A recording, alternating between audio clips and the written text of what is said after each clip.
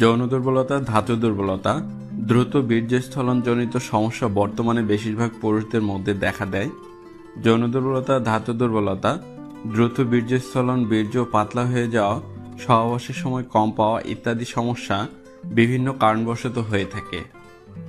এর অন্যতম কারণগুলোর মধ্যে হচ্ছে আমাদের খাদ্য অভ্যাস। পর্যাপ্ত পরিমাণে মিনারেল, প্রোটিন, ভিটামিন এবং অন্যান্য প্রয়োজনীয় উপাদানের অভাব আমাদের শরীরকে শারীরিক ও মানসিকভাবে দুর্বল করে তোলে।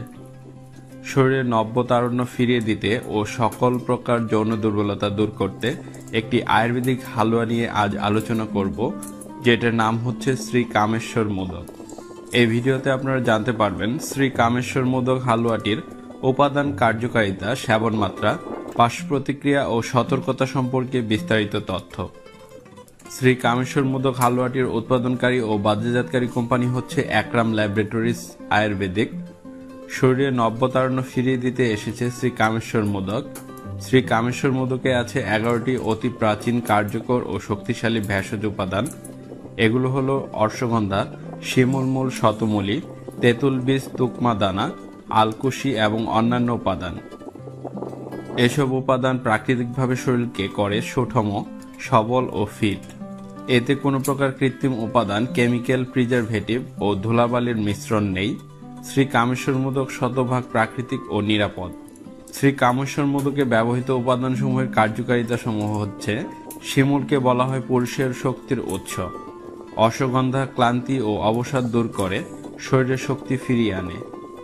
শতমূলী 2000 বছর ধরে শক্তিবর্ধক হিসেবে ব্যবহৃত হচ্ছে। 19 শতকে ইউরোপে নবদম্পতিকে বাসর ঘরে ঢোকানোর আগে শতমূলীর জুস খাওয়ানো হতো। তেঁতুল বীজ, আলকুশি ও অন্যান্য উপাদানসমূহ তারুণ্য উদ্দীপক হিসেবে বহুকাল ধরে সুপরিচিত, শারীরিক ও মানসিক শক্তি বৃদ্ধি করে। শ্রী কামেশ্বর মোদক হালুয়াটি তারুণ্য ধরে রাখতে সাহায্য করে, শরীরে টেস্টোস্টেরন হরমোনের মাত্রা বাড়ায়। নিয়মিত সেবনে শরীর থাকে সতেজ, ঝরঝরে ও প্রাণ চাঞ্চল্যে ভরপুর। এবার শ্রী কামেশ্বর মোদক হালুয়াটির সেবন মাত্রা সম্পর্কে জেনে নিন।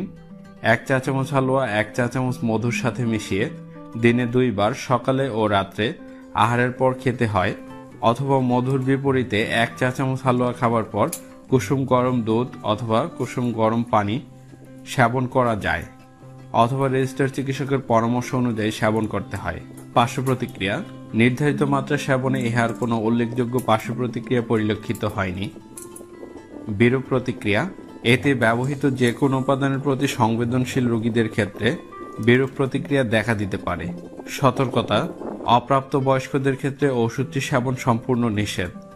হাই প্রেশার, ডায়াবেটিস, কিডনি ও লিভারের জটিলতা রোগীদের ক্ষেত্রে ওষুধটি সতর্কতার সাথে ব্যবহার করতে হবে। বিশেষ সতর্কতা: আমার ভিডিও দেখে অনুপ্রাণিত হয়ে কেউ ওষুধটি সেবন করবেন না।